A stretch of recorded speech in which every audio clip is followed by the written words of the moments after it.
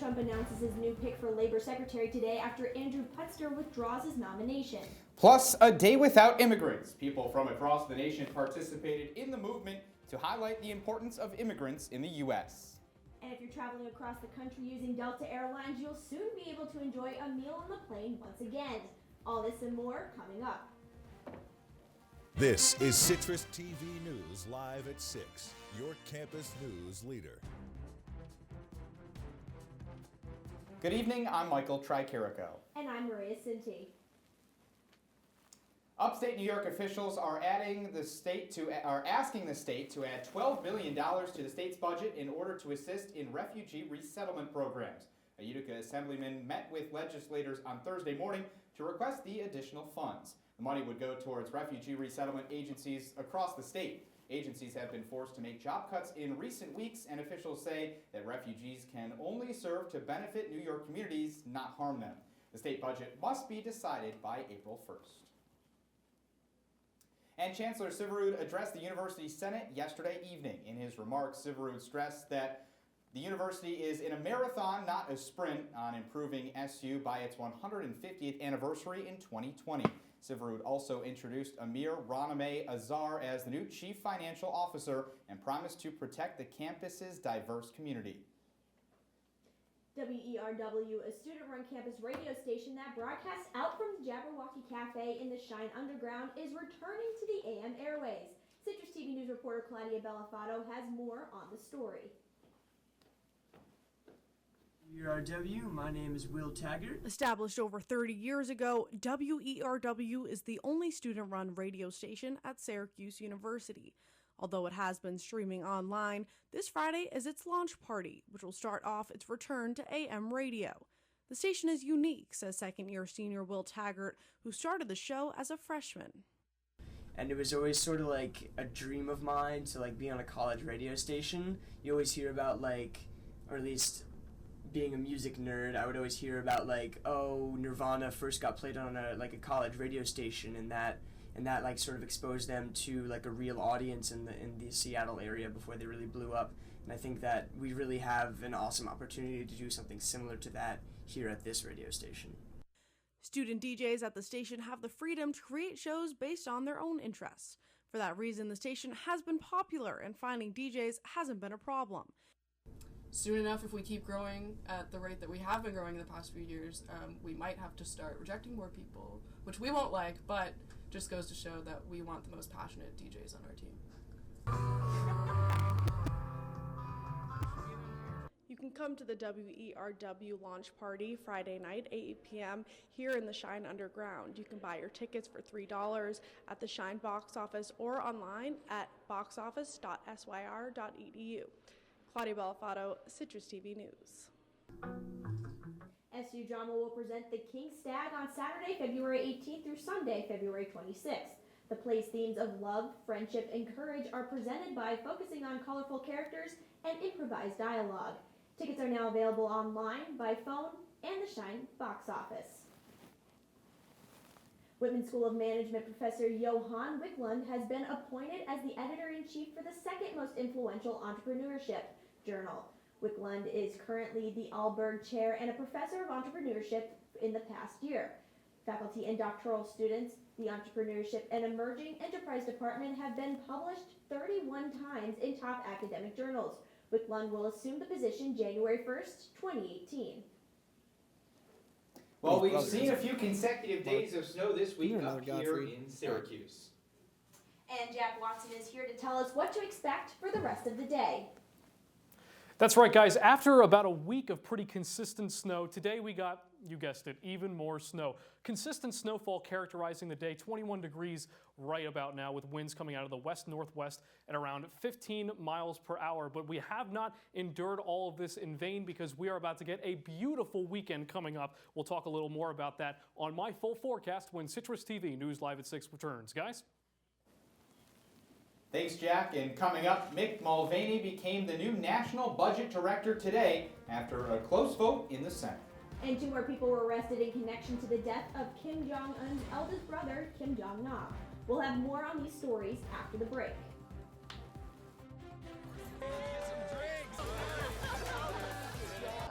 Are you right? I'm fine. How many did you have? I should be fine. You should be. Go and step out of the vehicle for me. See ya, buddy. Good luck. So turns out, buzz driving and drunk driving, they're the same thing, and it costs around $10,000. So not worth it. When I was in foster care, I never knew when I would have to move. So I always had my suitcase ready to go. Then one day, I was adopted. My new parents opened their hearts and home to me. My parents cook my favorite breakfast for me every morning. My parents take me on trips I never thought I would go on. They gave me a home and an even better reason to use that suitcase. My parents aren't perfect, but they're perfect for me.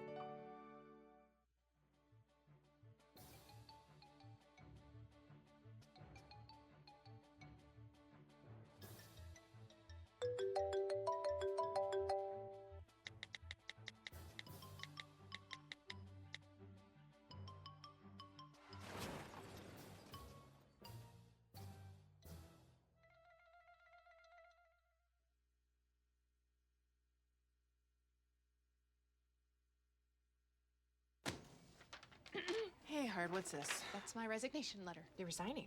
Why? Because you're constantly ignoring me. You're half as active as you used to be, and you get stuff like this. You've been putting me under a lot of pressure lately. That's why I'm ready to quit. I forgot. I'll do better. Please, don't quit on me. Okay, but remember, it's not what you say, it's what you do. Listen to your heart. Don't let it quit on you. Let's go for a walk. Uncontrolled high blood pressure could lead to a stroke, heart attack, or death. Get yours to a healthy range before it's too late. If you see news happening on campus, in Syracuse, or across the nation, call the CitrusTV newsroom, 315-443-1177, or tweet at CitrusTV News, your campus news leader. Of Labor will be Mr. Alex Acosta. He has a law degree from Harvard Law School. He's a great student. Former clerk for Justice Samuel Alito. And he has had a tremendous career.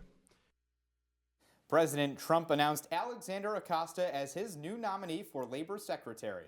Acosta is currently the dean of the Florida University Law School and was previously an attorney for the Southern District of Florida. The nomination comes after Andrew Putster dropped his bid for Labor Secretary after criticisms on his personal life and business dealings. And President Trump's pick for budget director was confirmed today in the Senate. Mick Mulvaney became the new leader of the Office of Management and Budget after a lengthy hearing process and a narrow vote of 51 to 49. Senator John McCain was the only Republican to vote against Mulvaney, citing his distaste for the new director's support for limiting Defense Department spending. Mulvaney's immediate responsibilities include preparing a new budget and fulfilling the Trump administration's promise to release a new tax plan for the nation.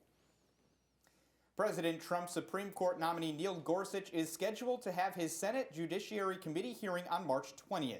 Committee Chairman Chuck Grassley says Gorsuch has displayed independence and met with dozens of senators that have nothing but positive things to say. The judge has currently met with 50 senators so far and will continue to meet with more until his hearing. And Congress voted yesterday to repeal Obama-era gun legislation designed to prevent people with mental disorders from buying firearms. The Senate backed the resolution that was passed by the House earlier this year to undo the law that was passed by the House earlier this year. The White House says President Trump will support the Senate's vote in undoing the regulations. President Trump supported looser gun laws during his campaign for office. A New Jersey judge has once again stated that investigations against Governor Chris Christie will continue. Christie is being charged with official misconduct for failing to stop lane closings at the George Washington Bridge. The blockade occurred in 2013, and two former Christie aides have already been convicted for their role in the event. The governor is set to answer the criminal summons on March 10th. The organizers of the Women's March have announced that International Women's Day, March 8th, will be the date for the general women's strike. The strike has been announced as a day without women and will be coordinated in more than 100 different strikes across the United States. Since President Trump's inauguration, the organizers have created 10 actions for the first 100 days in order to create social change. Well, today people across the country participated in a Day Without Immigrants to highlight the importance of immigrants in the United States. The movement is a response to President Trump's controversial immigration agenda. Some businesses were closed for the entire day, and others are donating a share of their day's profit to nonprofit organizations that aid Latino communities. Many cities across the country held public rallies as well to show solidarity with immigrants and refugees. And 2 more people have been arrested in connection with the death of Kim Jong-nam. Nam is the elder brother of North Korean leader Kim Jong-un, but was banished from the country in 2001 after trying to sneak away into Japan. Nam was ambushed by 2 women with a poisoned cloth at the Kuala Lumpur airport and died en route to the hospital. Malaysian police are releasing a few details about the situation. It is unknown whether the women acted individually or were hired by North Korean officials. And Canadian Prime Minister Justin Trudeau spoke at the European Union Parliament today and praised the international institution as a model for peaceful cooperation. Talks occurred after Canada and the European Union created CETA, a free trade agreement between the European Union and Canada. This trade deal is a result of President Trump's withdrawal from the Trans-Pacific Partnership. CETA is working to restructure the North American Free Trade Agreement alongside Trudeau. And ISIS has claimed responsibility for a car bomb explosion that killed at least 51 people earlier today in Baghdad. The explosion occurred on a busy street full of car dealerships and garages in the southwest part of the city. Officials say that the death toll is expected to rise. And this is only the latest attack in a string of incidents across Baghdad. On Tuesday, another car bomb killed at least 4 people, and a suicide bomber killed 15 others yesterday. From the Citrus TV Weather Center, this is SU's most accurate weather forecast. Well, guys, yet another steadily snowy day. Got up to about 27 degrees, and it's the last of the snow for now. But before we talk about that, let's take a look at what happened earlier today with our radar. We can see pretty much the entire northern and southern regions of our area being completely affected by this snow. And chances are on your way to class today, you saw some of that white stuff falling out of the sky. It was falling not down, but sideways. That's how you know that wind was really whipping earlier today. Now taking a look at your current temperatures here, 23 degrees Syracuse, Cortland 22, Ithaca 25, and down there in Binghamton 25 as well. Now your future radar tonight, there's going to be a little bit of snow 8, 9, 10 o'clock at night, but as we can see after that, pretty clear, so we're getting pretty lucky as we go toward the weekend. Tonight's forecast, 23 degrees, that's what it's going to get up to. 11-mile-an-hour wind, so it's going to feel a lot colder than that.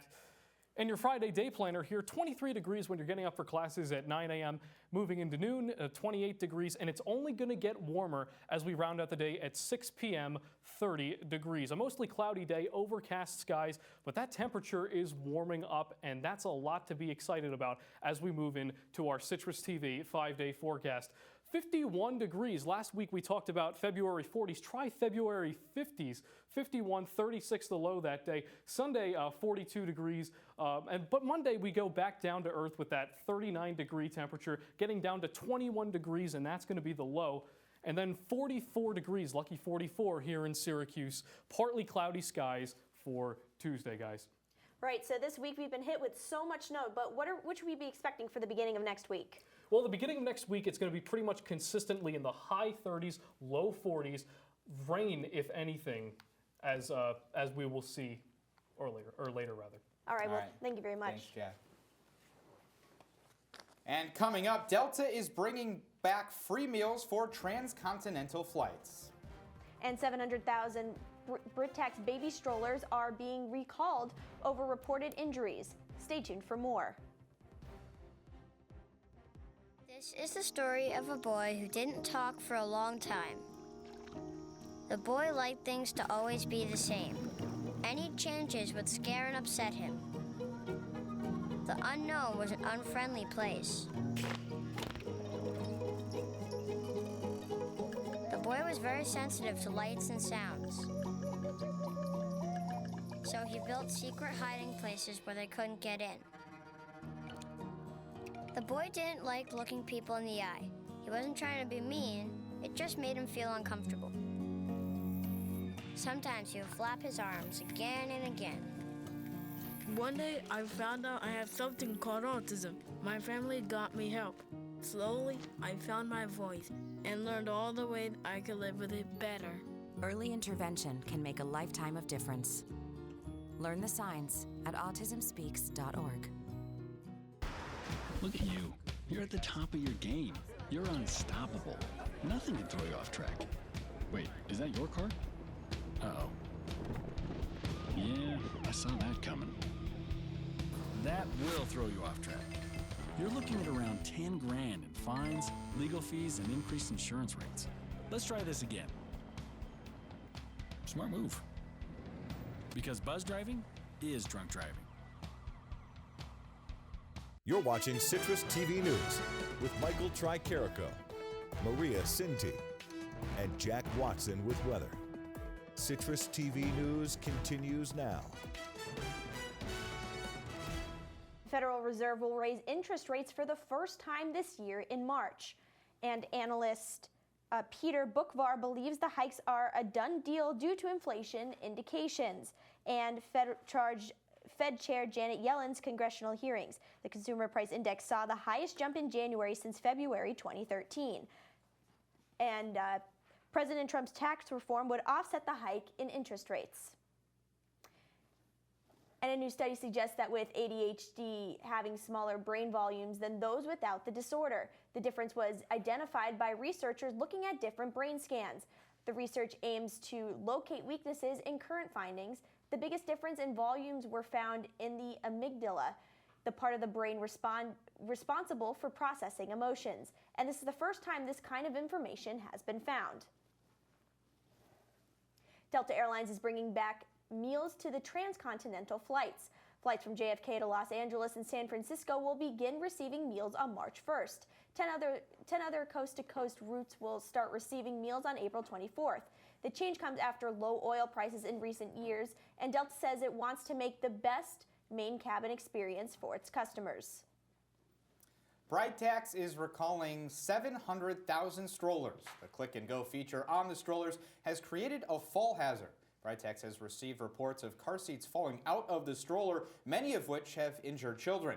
The strollers have been sold since May 2011 and at many major retailers, including Target and Babies R Us. Free repair kits are available for those who have the faulty stroller. And Justin Bieber is under investigation for allegedly punching a man in Cleveland. The incident took place 8 months ago inside a hotel after a Cleveland Cavaliers playoff game. 34-year-old Rodney Cannonfield had the report Tuesday that claims Bieber took his sunglasses and punched him. Cannon also states in his report that Bieber's bodyguard may have also been involved. A Cleveland police spokesman says the incident is under investigation. Authors and Syracuse professor George Saunders is back in the spotlight. Saunders appeared on The Late Show with Stephen Colbert last night to promote his first full-length novel. This is the second time Colbert has interviewed Saunders. He last appeared on The Colbert Report in 2011. Colbert introduced him as, quote, quite possibly my favorite author. And now let's welcome KJ Vaughn into the studio. Thanks, Maria. Coming up on Citrus TV, we have some breaking news from Syracuse lacrosse. They've lost one of their best players for the rest of the season. We'll let you know who after the break, so stay tuned.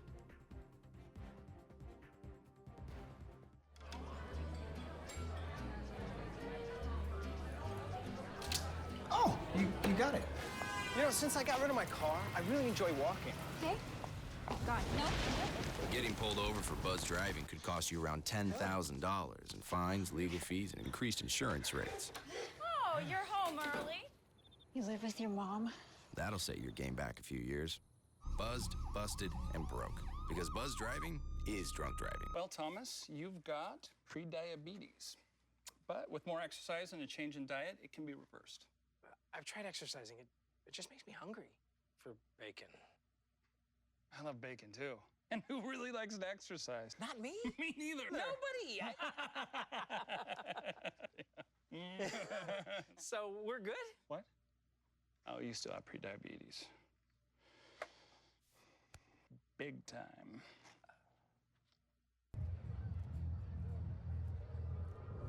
Looking for these? You drive buzzed, it could be one very expensive ride. First, you gotta make bail. Then pay me to get your car back. Your insurance premiums will go through the roof. And my legal fees just keep adding up. All told, it could end up costing you $10,000. Buzzed, busted, and broke. Because buzz driving is drunk driving. Every time I hear the alarm bell go off in school, I think it's an air raid. A lot of houses in our neighborhood have been destroyed. I like to close my ears and sing songs whenever the bombs come close. I'm worried our new neighbors won't like us. But I know it's all gonna be worth it. I just want my family to be safe. But these are not my words. These are not my words. These are not my words.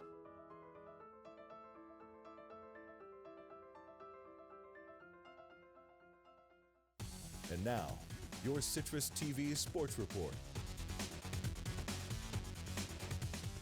Welcome back. I'm KJ Vaughn. Today, breaking news from Syracuse lacrosse. Sophomore defender Nick Mellon is out for the year with an undisclosed injury. Coach Desko and Evan Malloy both mention how this affects what the team plans to do. I think Nick's going to be done for the season. Yes, he's going to have a procedure done, and he had an injury that we possibly could have limped through, but I don't think it was worth taking the chance. So he's going to be done for the season.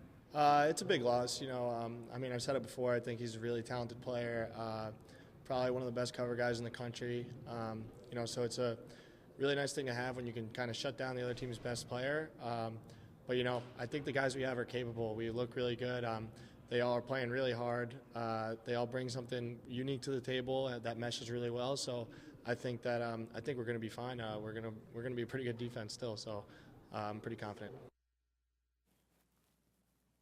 Last night, there were 3 ACC basketball games in action. The headliner was Virginia taking on Duke at home. The 12th-ranked Blue Devils were able to get past the 14th-ranked Cavaliers 65-55. Duke was led by Jason Tatum and Luke Kennard, who put up 28 and 16 points respectively. The highest scorer for UVA was London Prentice, who put up 14 points but was just 1 for 5 shooting from outside the arc.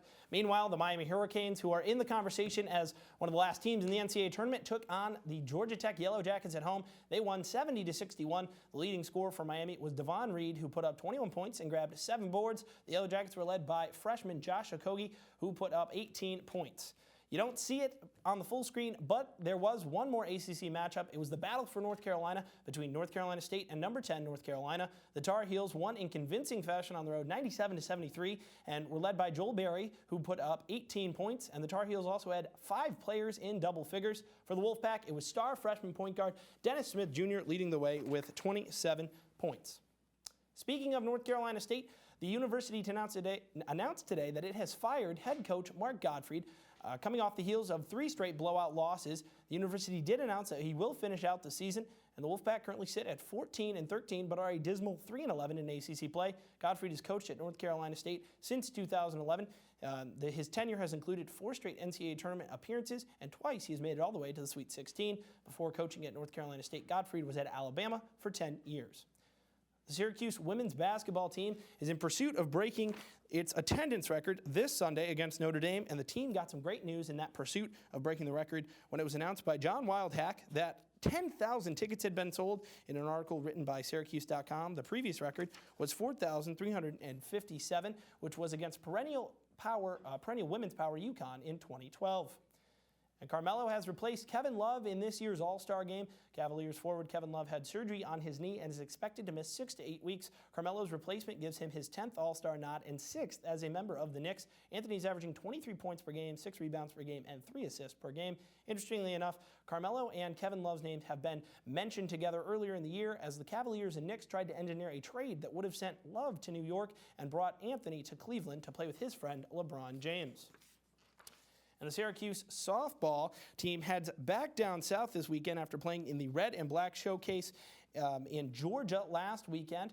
And the women head down to Boca Raton for a weekend tournament that starts tomorrow morning at 11:15 a.m. And the Orange face off against St. John's first and then take on Savannah State at 1:30 tomorrow. The Orange are currently 3-2 and led by pitcher Alexa Romero, who is 2-1 on the season with 6 2/3 scoreless innings pitched. All three New York hockey teams are in action tonight. The Rangers and the Islanders square off for the Battle of the Big Apple in Brooklyn. The Rangers currently sit in 4th place in the Metropolitan Division standings, while the Islanders sit just 2 spots below the Rangers in the Metropolitan Division standings, but more importantly sit 3 points out of the last wildcard spot. The Rangers currently hold the first wildcard spot. Meanwhile, in upstate New York, the Sabres host the Avalanche. The Sabres currently are 5 points out of the last wildcard spot in the Eastern Conference, and the Avalanche sit in the bottom of the Central standings out west. Puck drops at 7 in Brooklyn and 7:30 in Buffalo. KJ, you talked about Carmelo Anthony and obviously the trade rumors. He's on the All-Star roster this year. Where do you think he ends the season? You know, I've said it before, I don't know for sure, but I guarantee that it's not going to be in a Knicks uniform. I feel confident about that, and it doesn't look like it's going to be the Cavs. Maybe with the injury to Kevin Love, I thought maybe they might go for it, but I think they've completely ruled off trading Kevin Love, and now with him injured, they're just waiting for him to get back. All right, thanks, KJ. And we'll be right back after this short break.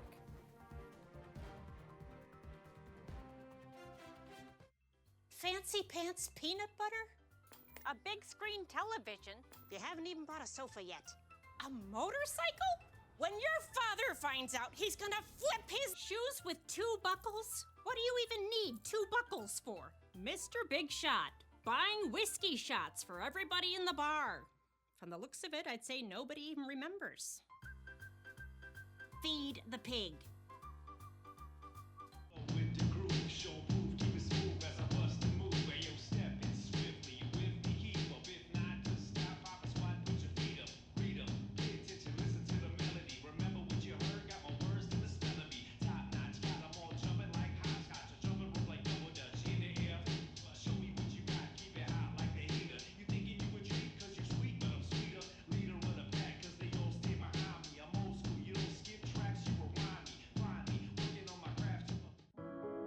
Taking care of a family member can lead to plenty of questions. Fortunately, there's a place to get the answers, for them and for you. Find articles, tips, and tools from experts and others who have been in your place. The Caregiving Resource Center at aarp.org/caregiving. When we wake up. Is it going to be snow again? It is going to be not snow, actually. 11 a.m. or so, there's a 30% chance of snow. But other than that, not too bad. Throughout Friday, it's going to be pretty overcast. But the big takeaway is that 51-degree Saturday. All right. Thanks, Jack. Appreciate it. And coming up on OTN, we've got On the Bench for all your latest sports coverage at 6:30, followed by Juice and Java at 7. And then make sure to tune in to a new live episode of our political talk show, Talking Points, at 7:30. Well, Monopoly lovers will have to say goodbye to one of the game's tokens. Last month, 4 million people voted online at the Hasbro website to give the thimble token the axe. The thimble, a plastic cap used to protect the finger during the sewing, has been featured as a playable piece in the game since 1935. And now it won't be included in Monopoly's next edition that is slated to come out this fall. Hasbro might be getting rid of other playable tokens as well, stating their desire to replace outdated pieces with more modern, culturally relevant pieces. And some of the new pieces could include an emoji, a camera, and a motorcycle. Hasbro is expected to release a full list of what's staying and what is going in March. I thought that was the whole point of all these different versions of Monopoly that you have, but I guess not. Yeah, I guess not. Well, that's all the time we have tonight. Make sure to follow us on Twitter and Facebook at CitrusTV News. I'm Michael Tricarico. And I'm Maria Cinti. Have a good night, Syracuse.